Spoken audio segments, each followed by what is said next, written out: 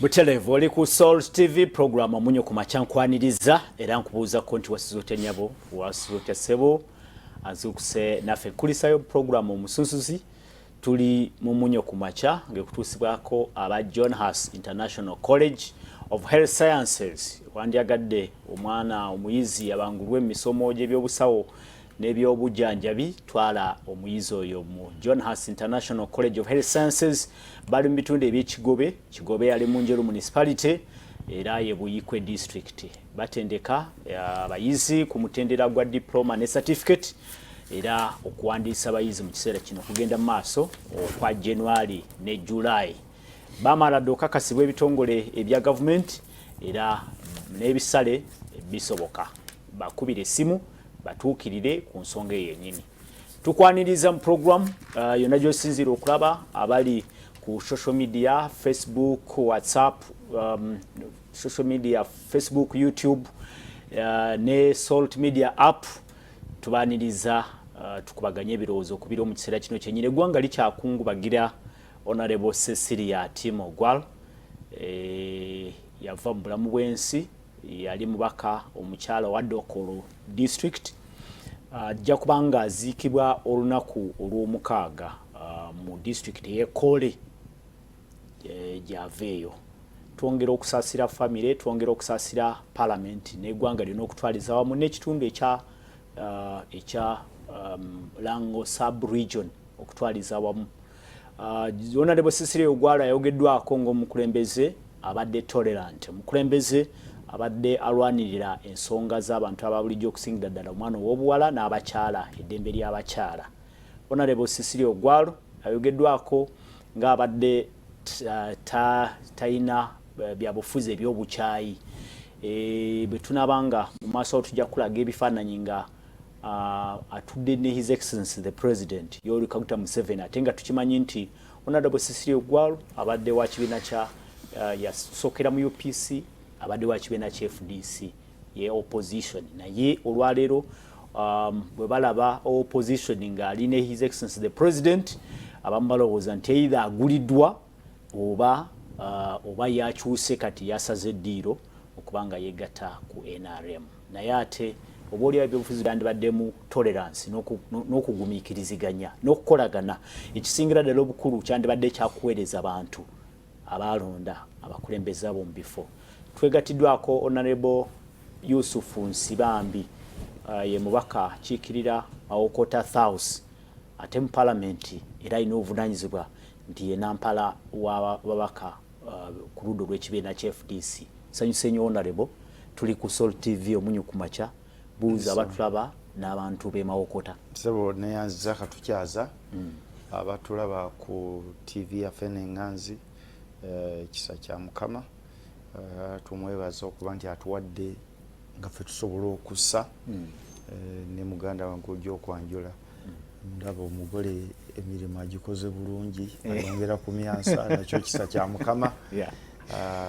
Basebo ne banyabo abatulaba nga omukulu bwayanjudde ffe nga FDC tuli mu kiyongobero okuvirwako mwanyinaffe naddala okusinga tumuyita maama abakulu n'abato bonna bamuyita maama mu kibiina ne mu ggwanga. Ensonga zajja mangu kubanga teyalwala bbanga ddene era yava ndowooza mu mirimu gya parliament okugenda India Munyonyo bwe twakyaza ababaka bakulira parliament mu luse lwa Bungereza. Sabola okusobola okutwala omukisa guno okwebaza programu yo erebibwa abantu bangi nnyo. Obuzibu obuliko nti abakozi batuusa leeti buli muntu ayagala amala ogiraba agera okulaba nga ssaawa ziwezimeka 3. Abamu ne basaba nti senga ogyadijasitingako netuukako wakiri abalina TV mu ofiisi oba nga tenabako nemwada tekisoboka kubanga ate muba mwetegeka naye ogikubiriza bulungi. Naliko ne mabega nesaba nzije ne slot nga tejja kati wenjifunyi nebaza Katonda neyanziza sebo tweyanze nnyo tweyanzege. Honorable Yusufu Nsibambi munamateeka era musomesa waago Honorable Anderson Blola ye mbaka wa president mu kitundu kino kya Lubaga sebo nsanyuse nnyo kulikayo n'olususu luliko efuti ery'enjawulo amufaache akati Apollo nze nga sinaba nakubuuza ku bantu bw'osoma amawulire ga leero aga monitor omutwe guviiriddeko abantu bangi okukola ensobi. Mwezi guno twafiirwa district health officer Abiriga mu nsonga za domestic matters. Muno bw'oba omukooye muno bwe muba temukyakkaanya mukkiriziganye mwawukane okusinga okugamba nti mutiŋŋane. Abantu bangi batiŋŋanye olw'okuba wazzeewo okusika omugwa wakati waabwe ono takyesiga ono oba ono ayagala kujja wano alina omuto gwe yafunye oba balina issues mu maka endala ez'enjawulo eziyinza okuba nga ziri silent. Ebintu ebyo bwekirowoozo bwe kikugira naye lwaki sikitta ne kivaawo kyangu okuwulikika ng'ekisoboka naye kizibu okugjawo omusaayi kutta omuntu ng'olina omusaayi mu ngalo zo n'osigaza emirembe. Kati bw'otunuulira domestic cases zonna ezivuddemu murders oba abantu okuttibwa aba baganzi baabwe weekanga nti n'ababajjeewo tebafunye mirembe ng'ate beeyongedde kwennyika mu nnaku ate ey'olubeerera ofundako n'ono gosse n'avaako naye y'ogenda gibonaaboneramu paka lw'oliva mu nsi nga togifunyeemu. So njagala kubakubiriza abatulaba mubanga ensonga zammwe tezikyasobola kugonjoolwa mu buntu n'ababeetoolodde mwawukane buli omu asagaze emirembe gye buli omu akwate lirye buli omu akola ebimusanyusa okusinga ate okwennyika mu nnaku. Basebo ne bannyabo mwasuze mutya so setuwayo ka lecture tuli mu nnaku ndowooza omugenzi Cecilia Ogwal agenda kuziikibwa Saturday.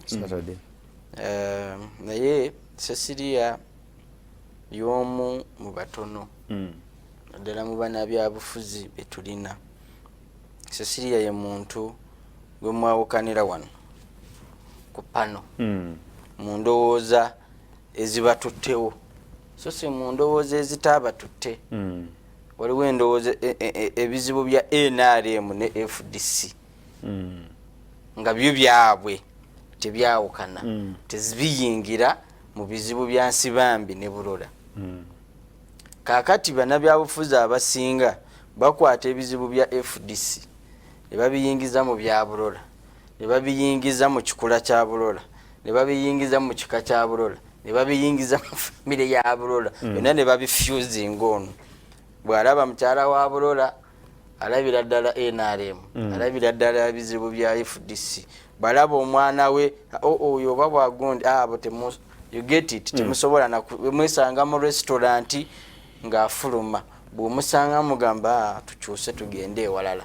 Kati ebintu ebyo oba oliawo bimu ku bye tugenda okwogerako ze zimu ku mbala zebali tosobola kusanga mu Cecilia Ogwal. Bwe mwawukanira ku fulo bwe mufuluma ebweru ate yayagala akutwale walidde ng'olabika nga atannalya nga toyina mirembe. What is the problem? You don't look okay.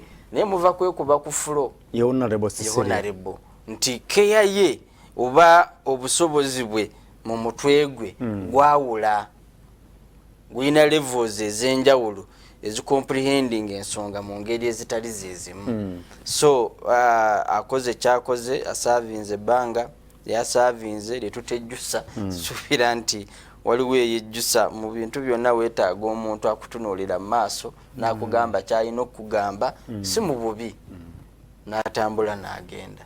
So omwoyo gwe Mukama Katonda agulamuze. Kati Honorable Yusufu kirungi nti mubadde close with Honorable Cecilia Ogwal kimufuula ow'enjawulo nnyo mu nsonga eno gye twogerako ey'obukyayi mu byobufuzi ne intolerance eri mu byobufuzi osobola okwogera ki? Neyanza ssebo okumpa omukisa guno okwogera ku mukyala ow'enjawulo mu ggwanga ndowooza ne mu nsi yonna. Nasooka ne nsinkana Cecilia Ogwal nga nkyali muvubuka muto mu Greenland Bank gye nali bank secretary. Group y'aba Haji Badru Wegulo gwe nzijukirako, Cecilia Ogwal baali bagenda Zambia kusinkana Obote naye nga balina okufuna facilitation mu banka kuba tebalina ssente ng'ate banka nga bw'ozimanyi toyinza kufuna facilitation nga tewali musingo. Ne baba mpereze wange okubakolako. Kakati bwe baali bafuna ssente omu ku bo n'agamba nti zino ssente nga ntono batwongeremu. N'agamba nti kino ekintu kye tuliko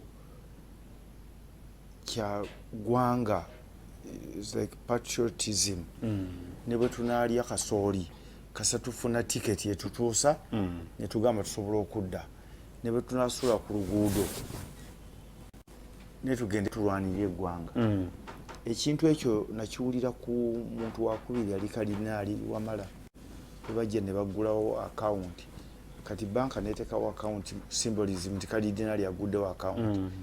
Nakkiriza bwe bwatuuka enkeera n'akomonaga nti ffe bafather tetubeera na akawunti ziri separate. Naye nga kuliko millions zibataddeko 10 n'aziza. Nengamba nti mu nsi mulimu omuntu ayinza okugamba nti saagala ssente.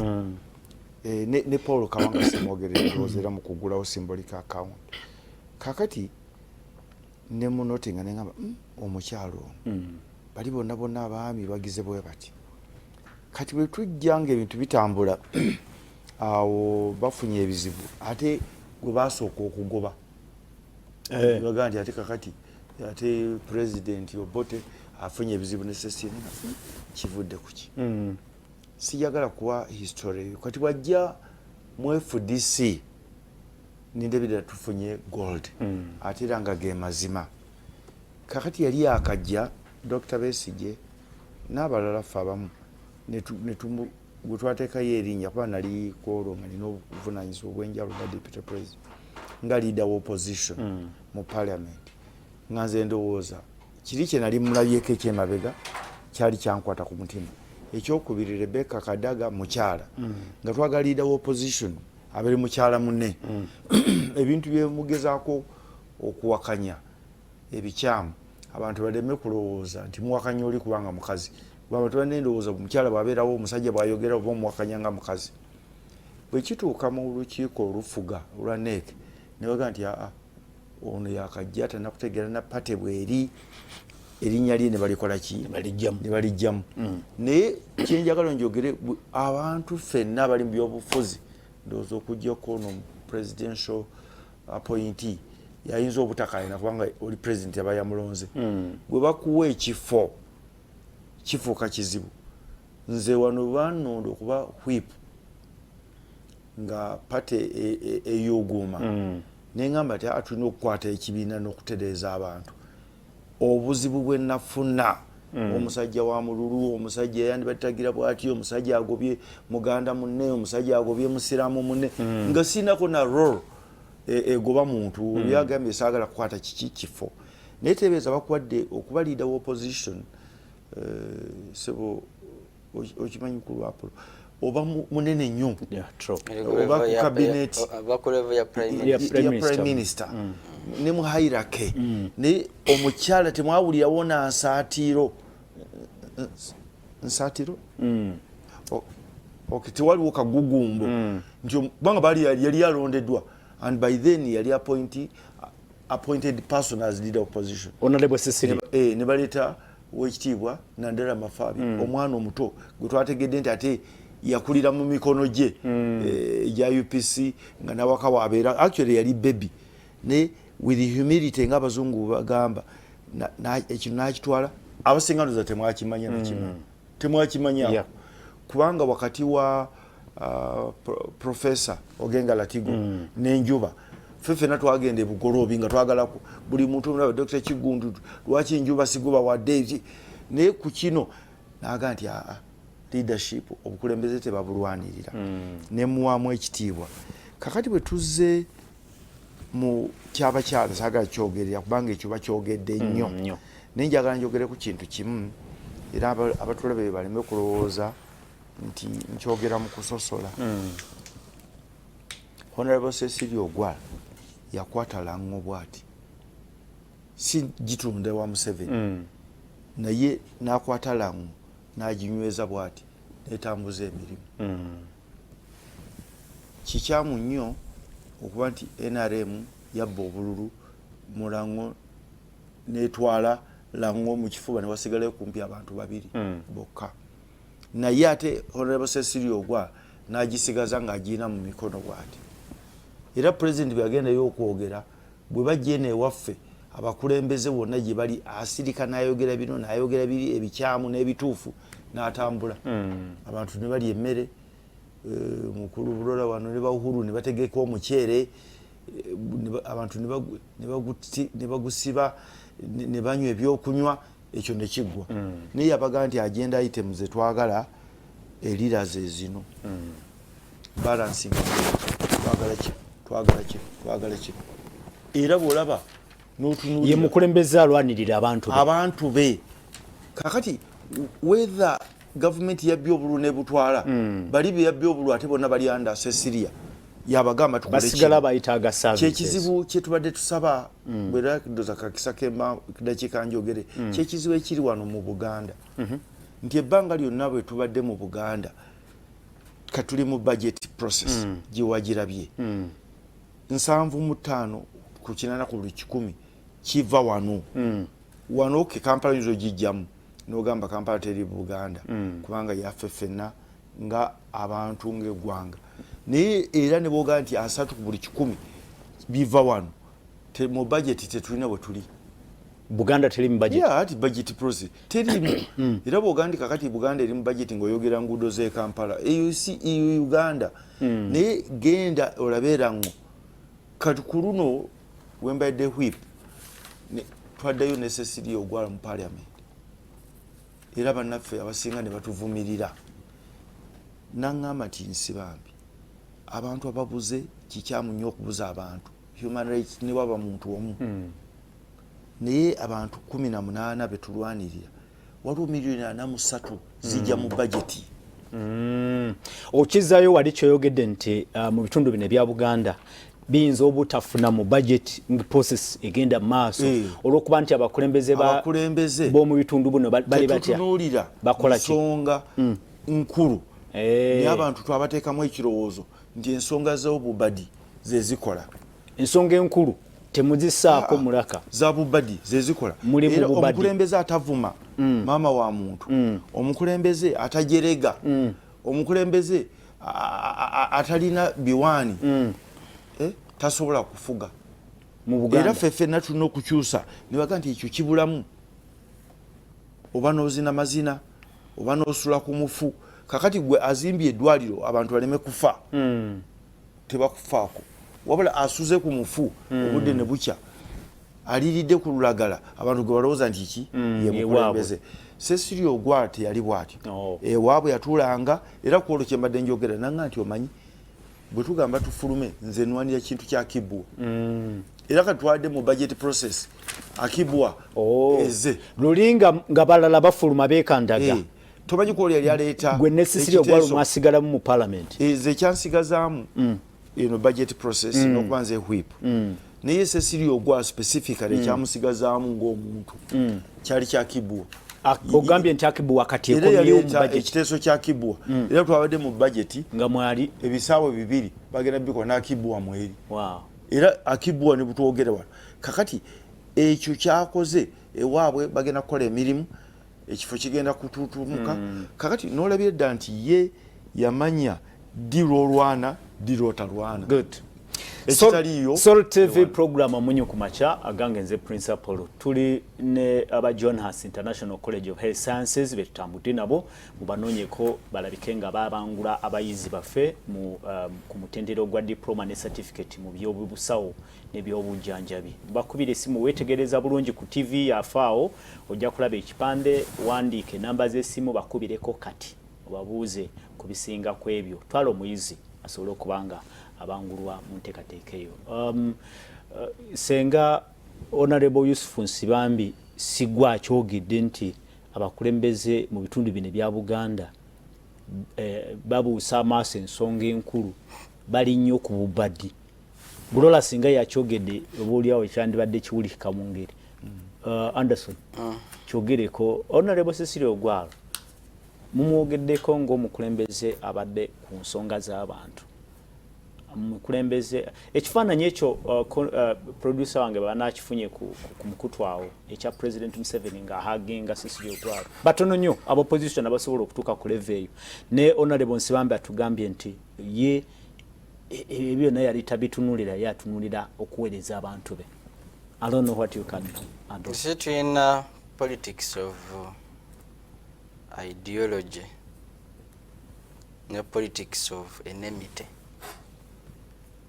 Politics wa leero yaggwamu ensa si politics wa bwongo si wa politics wa minds ideas wa research wa knowledge tubadde ne non-aligned movement owulira bagamba non-aligned, that is the politics. You get the difference.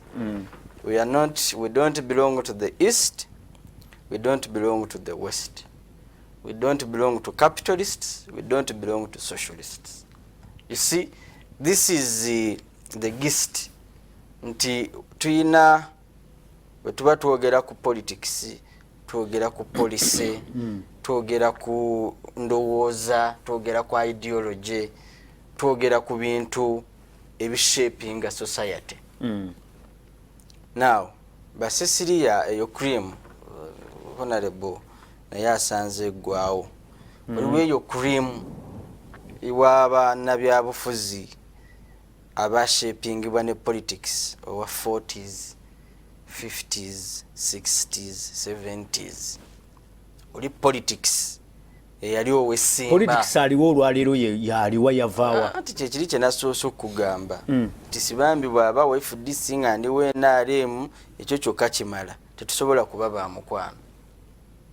Kyava kuki twatandika ddi okukwata. I think we have lost somewhere. Ate si wano wokka. Mu mawanga amalala ogenda obiraba. Nti politics ayina engeri gyakyusizaamu amaaso okubeera petty. Bubadi. For example, America ekugamba nti wayisize etteeka ly'ebisiyaga nkugobye mu katale. Etteeka lya bisiyaga. Really, we are not talking about issues. We are talking about people's characters. We are talking about people's deficiency. Olina akifuula a global matter.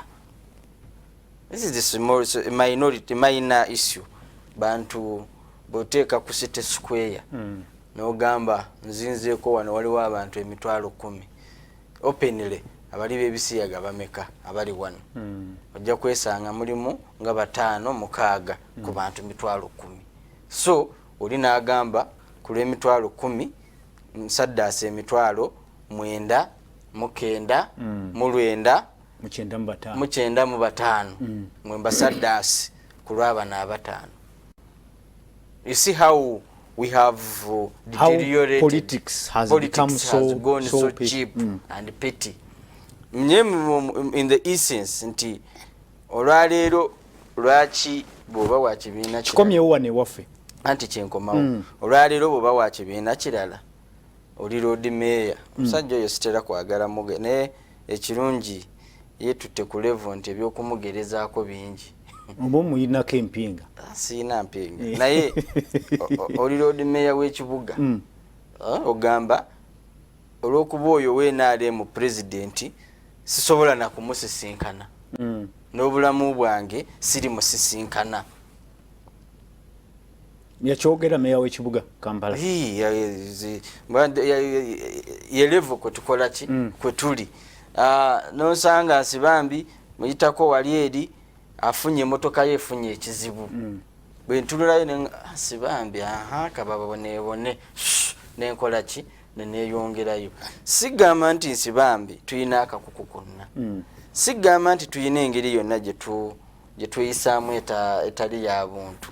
Naye lwakuba just weefudisi nti bwe banansanga naye bajja gamba yalidde. You get it? So yalidde nowekanga nti abakulembeze bo bennyini ne mu community beeyawudde. Ffe Nsibambi we tweyawula ffenna tulina abagoberezi, tulina abatuwagira, nabo beeyawula. Nabo beeyawula. Naye si kikulu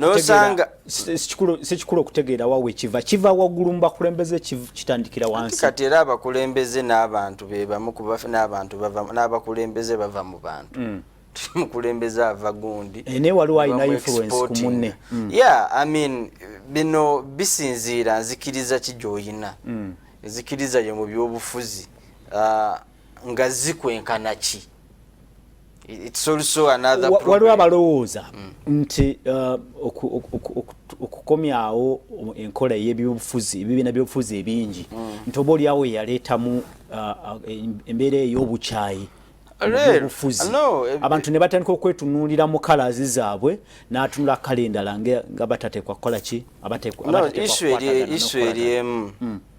Omuntu yenna agenda okukola ekintu ng'okusinziira ku biri mu mutwe gwe ekyo kyekisingayo. You get it? For example, if you provoke me here, I can choose to keep quiet. I can choose to walk away. I can choose to respond to you. But also I can choose to beat you. Ezo zonna options. Kati mu mutwe gw'omuntu agamba nti tukyawe, mu mutwe gwe mulimu kyenkana ki? Mulimu bukyayi. Ojja kwekanga ebiriwo around either kyekirimu kyokka oba kyekisingayo mu birimu. So the level of exposure, the level of comprehension, the level of understanding of our leaders byebimu kubiforminga what comes out of them. So abakulembeze betuyina abasinga one n'abatwetoolodde ojja kwekanga nga ebibasuubirwamu Lutamaguzi yatera okugamba nti omukulembeze endabirwamu byabo bakola ki? Bakulembera. Kati in depth twetaaga okuddayo tubuuze nti naye bwe tugenda ngenda ku poliisi manyi badde ntera okukola survey ne ngenda ku police posts ez'enjawulo mwe cases ki ze musinga okufuna. Waneeno banyakuzi ba busimu betusinga okuba nabo abangi. Ne mugenda ne bagamba waneeno tuyina aba breaking into burglary, aba breaking into houses. N'ogenda ewalala ne bagamba waneeno tuyina kibbattaka. Ensango gye tusinga obeera najjo wano kibbattaka. N'ogenda ewalala ogenda okutuuka ate wano tusinga kubeera na domestic violence. Ate mu abalala ogenda okutuuka ate waneeno obubbi bwa boda bususse. Okitegeera kati ogenda okwekanga nga societies ziringa eziri ewamu naye zirina ebizibu bya njawulo.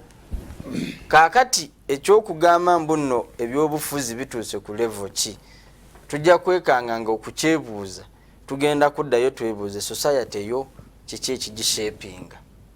TikTok, Facebook wakati bye bitufuga oba ojja kwesanga endala ng'ekizishapinga buyigirize endala ekizishapinga. Bannayuganda basinga bayivu kati literacy levels nakyo byonna batulaga nti birinye. Obuyivu bulala tekiddayo ku bukulembeze gwe bw'okulembereramu Honorable Bulula nti nammwe muvunaanyizibwa butereevu ku mbeera y'ebyobufuzi eri mu kiseera kino kyennyini nti oba oli awo enkola zammwe zireetedde abantu okwekyawa n'okubeera bakaawu ne mu byobufuzi kati bituusa kale tutuganye let's say ole ayina akakuku ku NRM batujja kusanga mutufuze bubi nadda tuveeyo tugende mpola ojja kusanga nga FDC n'owa DP tebeera bamaaso ku maaso kati ate bwabo beekola ki nabo beerwana akyembuuza bo baba beekola ki tetuganze ab'NRM babafuze bubi ekyo tukiteeke ebbali kaakati embiranye eri wakati wa FDC ne DP oba ne NUP mu seeti yaffe eno tutaddemu subset tukitaddemu NRM ne tugola subset endala tugambe nti babi kale tugambe okay kati ate bano abalala FDC NUP DP bo beekola ki katubabuuzi so the issue one by the way it is a complex one bwe oyagala gyogerako it's a complex one tuyina ebintu ebitandikirwako byetwetaaga okuinterrogatinga contribution yaabwe eri ki lumu nabuuza contribution y'abaana bano benjagala okwogerako contribution ya family amakamu shaping society contribution ya religion banaddiini in shaping society contribution ya culture nabuuza munaddiini omu sijja government nga tojogeddeeko government gye tubaddeko tubadde tulaba contribution ngamba kati byabanaba na munaddiini omu namubuuza ne mugamba tubulira ku butuuti muvumirira enguzi embuzi government enguzi government nga mu maaso go waliwo ali implicated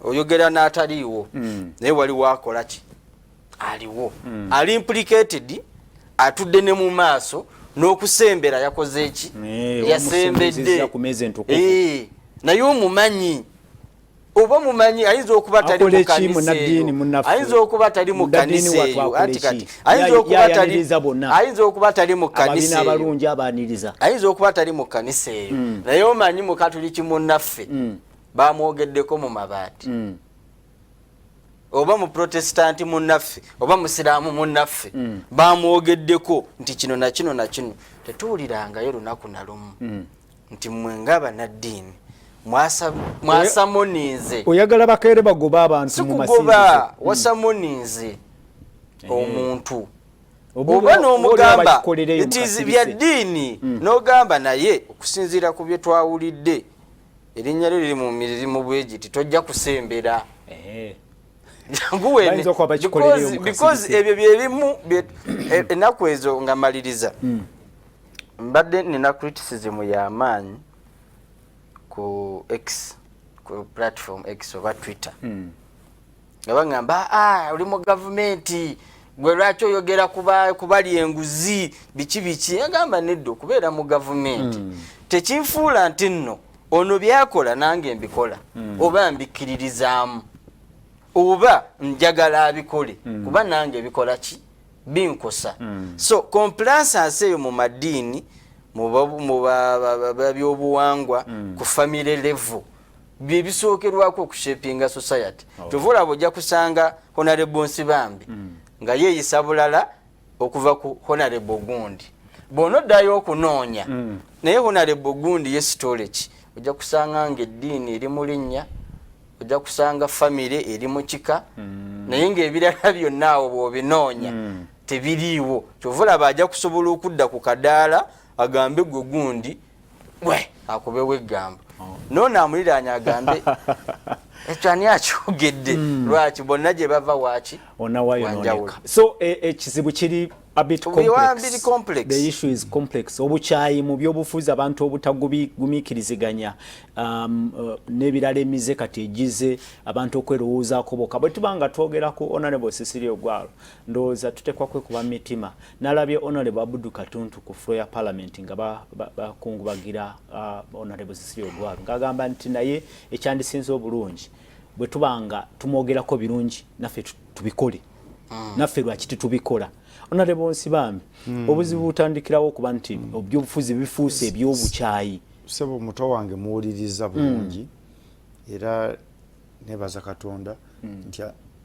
noleka nayogera nga si muyingiridde ayogedde nga bwolaba bw'onoogende wa dokita n'akubaaga n'agamba kino ekibumba kyalwala akalulwe kabulako bwe kati kino kigize bwe kiti n'addamu n'akutunga butunzi n'atambula ofunda natakoze eki natakubaaze kubanga akutaddeko ekiwundu n'alaba ebizibu n'atambula butambuzi ensonga zoogedde naye alambise bulungi ekizibu ekiri wano mu byobufuzi ne mu ggwanga naye n'alema okutugamba tikigenda kuwona bwe kiti wenjagala okutandikira mukulu RCC kubanga RCC eriko waggulu nnyo ku RDC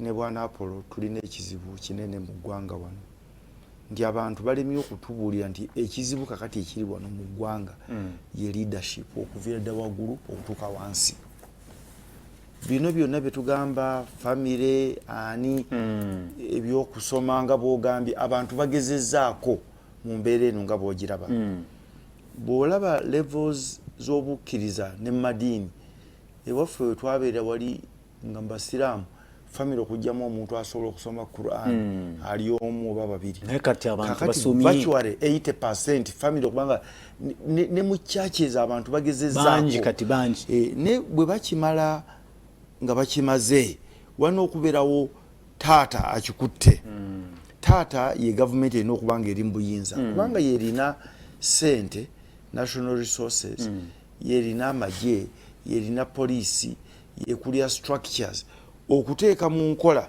ne shape n'okuyamba ezo institutions omukulu zayogeddeko ne bweyogera ku famire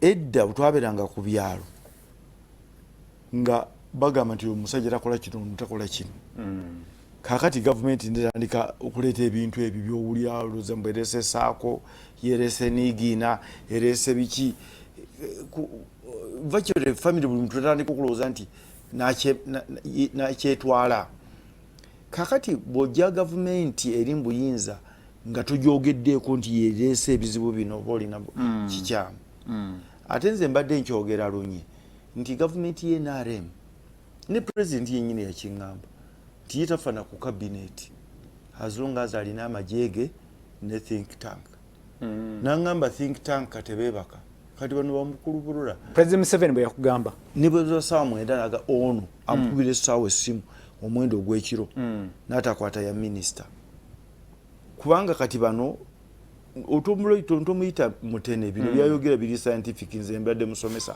ayogera olaba nga ali ideologically oriented wadde muvubuka muto kakati ensi kwetambulira bano bebatufuga kati olwo minisita ayisawo obutala mweŋwe nga bulala aseeka bwati bulola bebatufuga omusajja yakiŋŋamba bwati netayinza kugabisinza kulimbisa mukulembeze wa ggwanga ne mugamba ti amagye nga bano nabano naga nti aa kujjako kazola yekka gwe yakino ti abo babeeranga bubezi nga bakiragi era sibafaako ne kyova olaba buli wamagye yenna at whatever level alina VX alina abagezaako okubawa classified ne babeera happy nabaana aba think tank teyeebaka kakati eggwanga lino President Museveni alifugidde ku bintu ebi bisatu byogere tugende mbatuuliriza ekisooka patronage gye bakitegeeza ki mu Luganda ndoza kubeera ku nga alina abantu abo abawujja obunyama ne bagira bwe bati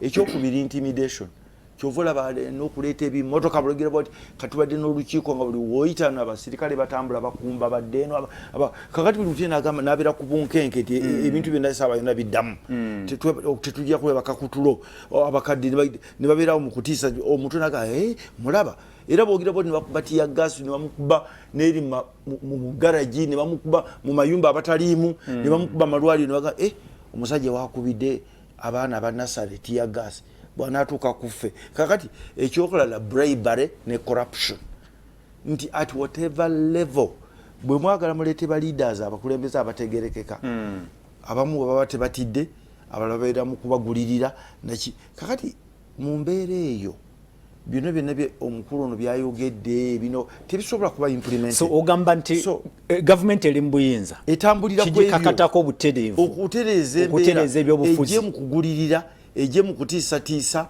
ejjewo ne patronage okuba nti abantu bali awo bayokya bukinyama abantu bakole emirimu nga bagikola nga ono bw'abadde agisetting.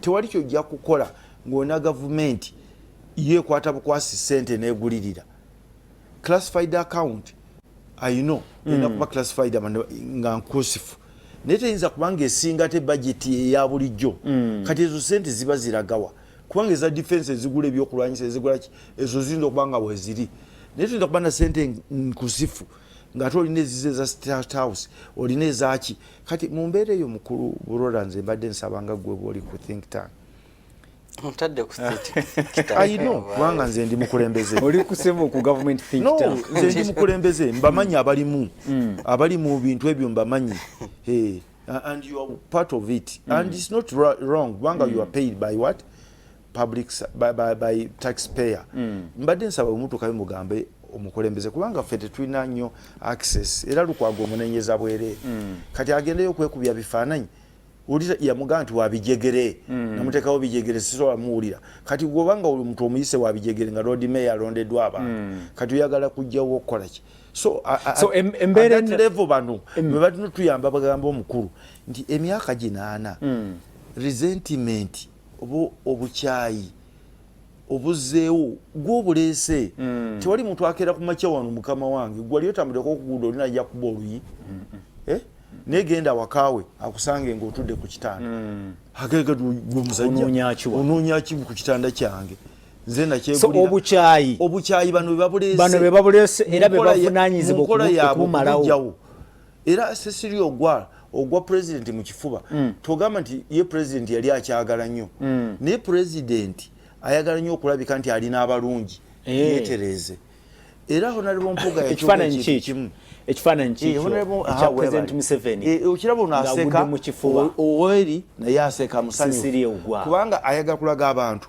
nti nange ndi mulungi oba nsobola okukola ki naye owekitiibwa Mpuuga n'ekintu yayogera yagaa nti obuzibu obuliwo okukolera ne NRM okiraba Cecily Ogwara wadde akoze emirimu obanga alimye mu nnimiro ya sitaani nti akuleka n'osimba n'obyala n'okoola bwe kutuuka mu kkungula nga kawungeeza ebintu byonna yabijjeewo kakati n'ogamba kati kino kyekitutiisa okubeera na otherwise ogambye nti okukolera NRM oba okukola ne NRM okukola ne NRM obanga agenze mu nnimiro ya sitaani yo ekuleka bweti n'ojja n'osiga n'obyala bwekutuuka mu kkungula nga ebintu byonna yabimenyemenye kakati so you have really to know nti omuntu kigwonkolagana naye yaani era tusaba bano abalinako access n'omukulu nti mu myaka 4 buli lunaku lweyongera ogula buguzi b'emmotoka bya tiyagaasi ogira bugizibwa bandibadde mu myaka 4 so enkola eyo yeviiriddeko n'aba opposition betulaba okwekyawa ne bakambuwala ne basalawo waakiri n'enguudo bazikumekomuliro ye ng'omuntu omuwa credit oba lwa myaka gye babyalabye okuba nti asobola okuba nga asobola okwogera nabo nga bwe badde bagamba testimony najjayo kyajjeeyo kati ffe kyetulowooza nti wadde ennimiro ya sitaani ffe ngaaba opposition abakulira wano abantu tulina ate okugiteekako olukomera lugani naffe twagala kino nga bwe tulinda ekirala ekinaatereera sebo nga mmaliriza njagala mpa abantu ekifaananyi ono kyagambye nti DPA ezokuberwanagana enuupu namwe mwerwana nuupu erwanagana FDC ekyo si kibi kubanga n'awaka waffe we tuli obeera n'abaana nga banane nga tewali n'omu kyebafaanagana n'obatuuka mu makati n'oyimirira nze natukoka obawala bange nga balwanira ekintu kitono nnyo kati ate omuwala omuto gwe nali ndowooza nti tasobola nze nalemwa n'abayingira mu bwati n'abakakkanya kakati ekyo kisoboka okubeerawo kirinomo naye ekizibu ekinene nnyo ku ffe ffenna era kiri mu bibiri byenjogedde ebisatu kizibu nnyo okubanga oli mu nnimiro ya sitaani n'olowooza okukolerawo ki ebirungi so basically nze ekyo si kyewuunya kyowana okutakwatagana kye tulina okulwanagana ffe nga ab'ebibiina ebyenjawulo ebirwanyisa gavumenti okumanya nti obuzibu gwe muti oguli mu kkubo oba oli aleese embazzi oba oli alese muguwa oba oli afumba buugi oba oli asindika busindisi oba oli ali kudduwa na sapule ne muga nti omuti guno tugujje mu ki tugujja mu kuwa nere kaga nti oli alese bulesi kaguwa oli yafumbye bufumbi buugi kati ono bano ne baseka bw'okulwanyisa nakyemalira si mulimu mwangu kale tweyanzeke agamba nti for me our opposition is like okay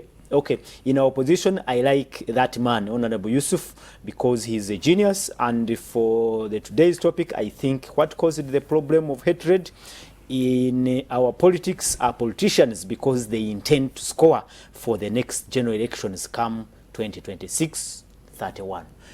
Ndoza ayogera ku kyokweyagaliza nti bannabyabufuzi mwe mulowooza ku kimu kufuna mu ekyammwe temufayo okubuweereza tweyanze nnyo tweyanzeege neeto tuwadde linnya Apollo mwebale kuweereza ensonga lwaki abantu balaga bukyayi ku gavumenti kubanga gavumenti ekozesa poliisi mu bukambwe obw'amaanyi ne mu nsonga ezitasaanidde ate ne mu makanisa gye basuubira okubudaabudibwa osanga nabo bajjudde politics. Nze Musasizi John enakasongola tweyanze nnyo tweyanzeege abalaba Soul TV Mr. Paul webale okuleeta abakulu abo naye njagala nnyo okusiima Honorable Nsibambi byayogedde naddala ku ngeri bannabyabufuzi ba wano mu Central engeri gye beeyisaamu ekyo nange bulijjo nkyogera abantu abo abawano balina empalana ezitategerekeka Cecilia kyakulabirako kirungi nnyo ye Kavuma Aaron media activist tweyanzege mwami Kavuma Aaron n'obubaka obwosindise webale kulaba webale kuwuliriza abantu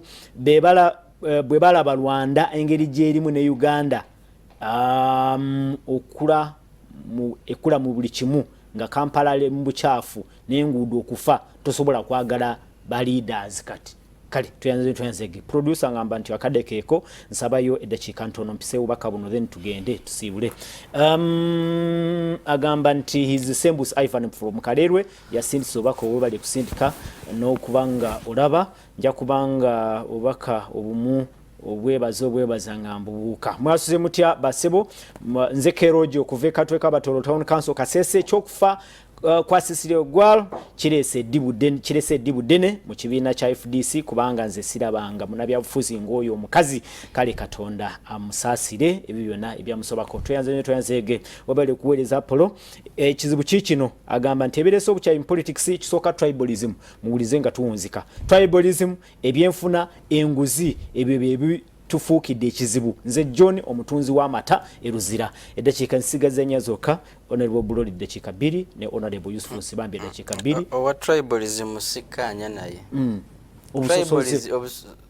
tribalism busosola kale kyanukulenga bw'okimanyi okusosola mu mawanga okusosola mu mawanga identities ziri societal kye tulina okumanya ddi lwe tukulembeza ki dile tubeera Abaganda dile tubeera bana Uganda dile tubeera Abanyankole dile tubeera bana Uganda dile tubeera fenna it is the only way we tusobola butwina kati okwawulira basically buli omu alina ekyamuleeta mu byobufuzi Apollo Nsibambi alina ebyamuleeta Honorable gwe naawe olina ekibikwagaza n'omulala alina ekibimwagaza awo we tulina okuteeka essira kubanga tuyinza okusaba omuntu ekintu kyatayina tuterezeza tutya tukola ekyokutereza just tuyina kumanya muntu nti ani ayogedde nti Nsibambi Nsibambi ayogedde ki kubanga ye Nsibambi nti n'omanya nti gundi yayogedde gundi bw'aba yayogedde tukireke